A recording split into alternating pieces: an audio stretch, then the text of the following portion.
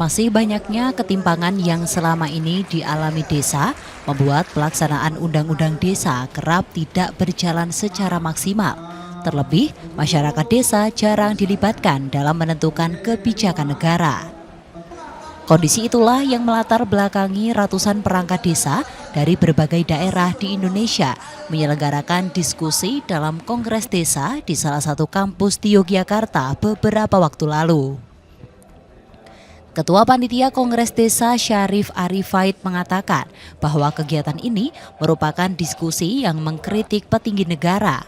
Menurutnya, banyak peraturan pemerintah yang justru mengkebiri semangat dan nilai undang-undang desa yang kemudian tidak sinkron satu dengan lainnya.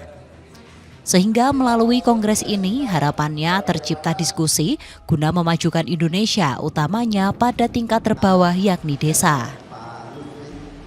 Kongres ini adalah bagian dalam proses bagaimana menjahit aspirasi, prakarsa dan ide masyarakat ya yang hari ini di dalam proses kontestasi politik nasional, diskursus ya dan narasi tentang hak-hak rakyat desa, masyarakat itu tidak pernah menjadi perdebatan ya.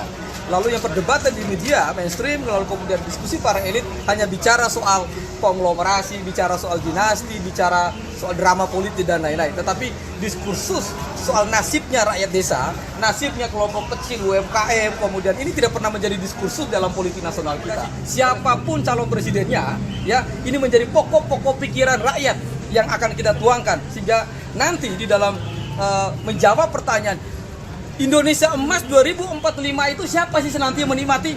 Jangan-jangan yang menikmati para bohir, para konglomerat, para kelompok-kelompok politik tertentu tidak dinikmati oleh rakyat. Ini kegelisahan yang coba kita jawab dalam forum kongres ini.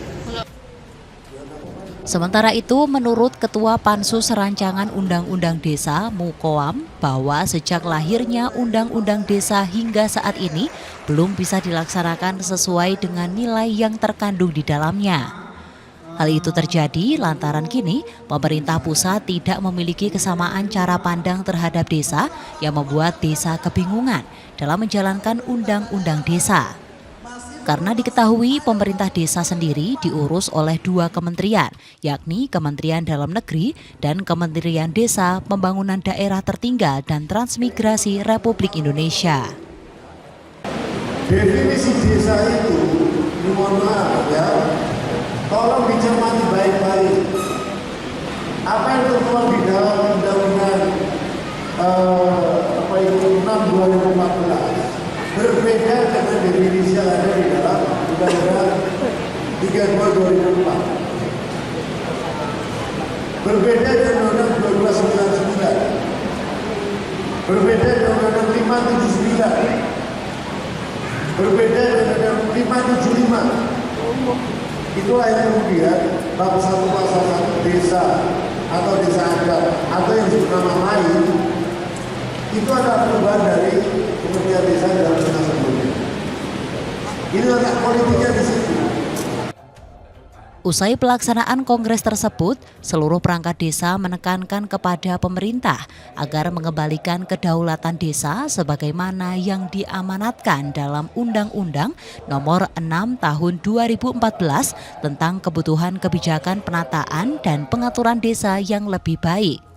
Apalagi guna mencapai Indonesia Emas di tahun 2045 dibutuhkan transformasi struktural ekonomi yang mencakup aspek pengetahuan, inovasi, produktivitas, ekonomi hijau, transformasi digital, dan integrasi ekonomi domestik dan global.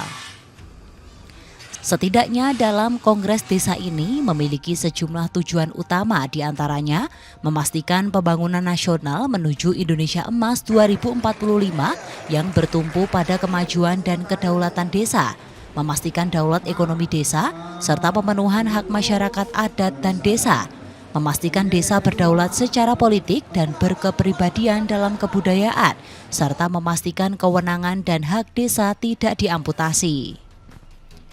Dari Yogyakarta, Olivia Rianjani, Adit TV.